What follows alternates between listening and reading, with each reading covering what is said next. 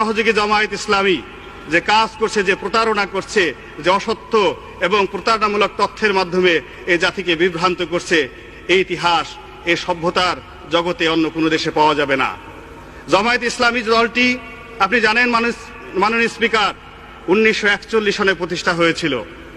এরপর থেকে ধর্মের নামে, ইসলামের নামে, আল্লাহর নামে এই পাক ভারত উপমহাদেশে তারা যে প্রতারণা করে যাচ্ছে, এই উপমহাদেশে এই দলটির দ্বারা ইসলামের যে ক্ষতি হয়েছে আর অন্য কারো দ্বারা সেই ক্ষতি হয়নি। কি ছিল সেই দলের প্রতিষ্ঠাতা? মাওলানা আবুল আলা মওদুদী বলতেন, এইভাবে প্রকাশ্য জনসভায় লাঠি উঠিয়ে বলতেন, ও মোহাম্মদ কোন হ্যায়, আমার এই লাঠির যে শক্তি আছে মৃত মোহাম্মদ রাসূলুল্লাহ সাল্লাল্লাহু আলাইহি সাল্লামের সেই শক্তিটুকু নাই। এই হলো তাদের ইসলাম, এই হলো তাদের ধর্ম। যদি ধরেন আর ইতিহাস পিছনে যান, জামায়াত ইসলামী যে তথ্যের ভিত্তিতে রাজনীতি করে সেই তথ্যকে বলা হয় মওদুদিবাদ। মাওলানা আবুল আলা মওদুদী যে তথ্যের ভিত্তিতে রাজনীতি শুরু করেছিল তাকে বলা হয় ওয়াহাবিবাদ। 1756 থেকে 1786 খ্রিস্টাব্দ পর্যন্ত সৌদি আরবের মাটিতে এই মাওলানা আবু ওয়াহাব নজদি যে রাজনীতি শুরু করেছিলেন, আল্লাহ রাসূলকে অবমাননার রাজনীতি, যে রাজনীতি শুরু করেছিলেন সাহাবা একরামদের অবমাননার রাজনীতি, সমস্ত 10,000 সাহাবীদের সমস্ত কবর তিনি ভেঙে চুরমার করে দিয়েছিলেন। এবং তিনি একই কথা বলতেন যে মুহাম্মদুর রাসূলুল্লাহ এবং তার সাহাবী যারা মারা গেছেন তাদের ন্যূনতম শক্তি নাই, তাদের কোনো ক্ষমতা নাই, তাদের কোনো মর্যাদা নাই। সেই রাজনীতি যদি এই জমিনে হয় তাহলে বর্তমান প্রেক্ষাপটে মাননীয় স্পিকার, যদি এই দেশে জামায়াত ইসলামী আসে, এই দেশের শহীদ মিনার থাকবে না। স্পিকার আমাকে 2-3 মিনিট সময় দিবেন। আপনি শুনেন, আপনার সময় আরো 5 মিনিট বৃদ্ধি করা হলো। মাননীয় স্পিকার, যদি জামায়াত ইসলামী এবং তার দোসরেরা এই দেশের রাষ্ট্র ক্ষমতায় পুনরায় আসে, কি হবে? তারা যা বিশ্বাস করে, এই দেশে হাইকোর্ট মাজার থাকবে না। এই দেশে তারা প্রথম যে কাজ করবে, এই জিয়াউর রহমানের মাজার তারা নিজের হাতে ভেঙে ফেলবে সেই দিন।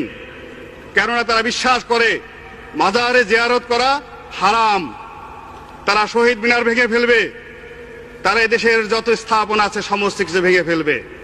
তারা মুখে বলে ইসলাম, আর কর্মে তারা কি করে? তারা মৃত মানুষের কবর জিয়ারত করাকে মনে করে হারাম। আপনি দেখবেন জামায়াত ইসলামের মসজিদগুলোতে গিয়ে তারা নামাজ পড়ে, নামাজের পরে তারা মুনাজাত করে না। তারা মুনাজাত করাটাকে বেদাত মনে করে। তারা সফর করতে নিষেধ করে।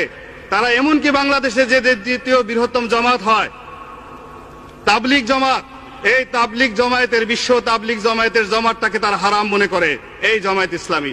এইভাবে তারা ইসলামের নামে দেশ এবং জাতিকে বিভ্রান্ত করতেছে। তাদের সম্পর্কে আল্লাহ রাসূল কি বলতেন? একদিন আল্লাহ রাসূলের দরবারে বিভিন্ন এলাকা থেকে সাহাবীরা আসছেন এবং তিনি তাদের জন্য দোয়া করতেছেন, হে আল্লাহ, তুমি রহমত নাজিল করো মদিনার অধিবাসীদেরকে। হে আল্লাহ, তুমি রহমত নাজিল করো ইয়ামেন দেশের লোকদের। জনকে সাহাবে বললেন, ইয়া রাসূলুল্লাহ, আমি নজদ প্রদেশ থেকে এসেছি, আজকে সৌদি আরবের রাজধানী রিয়াদের কাছাকাছি, আমাদের এলাকার লোকজনের জন্য আপনি দোয়া করেন। আল্লাহ রাসূল দোয়া করলেন না। উনি আবার বললেন, আল্লাহ রাসূল দোয়া করলেন না।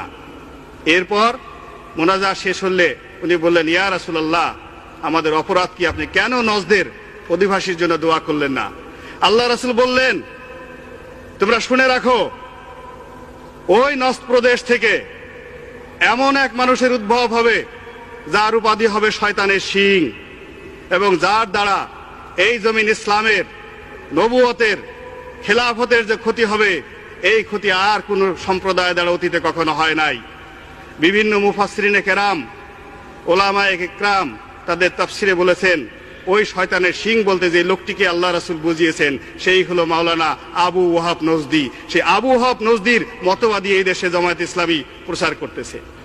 মাননীয় স্পিকার, এই যে তারা মুখে ধর্মের কথা বলে, কর্মে অধর্মের কাজ করে, তাদের যদি প্রতিষ্ঠার চিন্তা করেন 1941 সনে যখন এই ব্রিটিশ ভারতে এদেশের মুসলমানরা স্বাধিকার আন্দোলনের জন্য আন্দোলন করছে, তখন মাওলানা আবুল আলা মওদুদী, তার অন্যতম সহযোগী মাওলানা রশিদ আহমেদ গাঙ্গুলি, দেওবন্দ মাদ্রাসার শিক্ষক, এবং বেহেশতি জেওরের লেখক মাওলানা আশরাফ আলী খান থানভী, এরা একসাথে যুক্তি করে ব্রিটিশদের টাকা খেয়ে তারা তৎকালীন মুসলিম লীগের বিরুদ্ধে একটি বিকল্প শক্তি হিসেবে তারা রাজনীতি শুরু করেছিল। সেই রাজনীতির বিষ বাষ্প আর সারা বাংলাদেশের ঘরে ঘরে ছড়িয়ে পড়েছে। আল্লাহ জানতেন, মহান আল্লাহ রাব্বুল আলামিন জানতেন, এই জমিনে জামায়াত ইসলামীর মতো দলের আবির্ভাব হবে যারা ইসলামকে ক্ষতি করবে, যারা তার রাসূলকে অনুসরণ না করে তাকে অপমানিত করবে। অত ইসলামের মূল আকীদায় আল্লাহ রাসূলের বিরুদ্ধে কোনো টু শব্দটি করা যাবে না, এবং তার প্রত্যেকটি কথা মুসলমানদের ঈমানের প্রধান অঙ্গ, সেটা অক্ষরে অক্ষরে পালন করার জন্য। এই জামায়াত ইসলামী তাদের কর্মকাণ্ড সম্পর্কে আল্লাহ কি বলেছেন, সূরা নিসার 65 নম্বর আয়াতে আল্লাহ কি বলেছেন, আমি সেই কথাটি আপনাকে বলতে চাই মাননীয় স্পিকার। আল্লাহ বলেন, ফালা ওয়া রাব্বিকা লা ইউমিনুনা হাত্তা ইউহাক্কিমুকা ফিমা শাজারা বাইনাহুম সুম্মা লা ইয়াজিদু ফিহি আনফুসিহিম হারাজান মিম্মা ওয়াকাযাইতা ওয়া ইউসাল্লিমু তাসলিমা।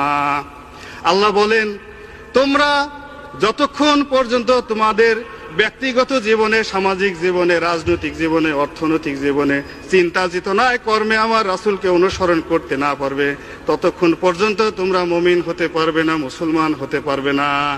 মাননীয় স্পিকার, এই আয়াতটি দ্বারাই বোঝা যায় যে জামায়াত ইসলামী বাংলাদেশে আসলে কি করছে এবং তাদের ধর্ম এবং তাদের মতবাদ সম্পর্কে এদেশের মুসলমানদের উপরে আমি দায়িত্ব দিলাম, তারাই বিচার করুক। মাননীয় স্পিকার, আপনাকে ধন্যবাদ। ওয়া আখিরু দাওয়ানা আনিল হামদুলিল্লাহি রাব্বিল আলামিন। আসসালামু আলাইকুম ওয়া রাহমাতুল্লাহি ওয়া বারাকাতুহু।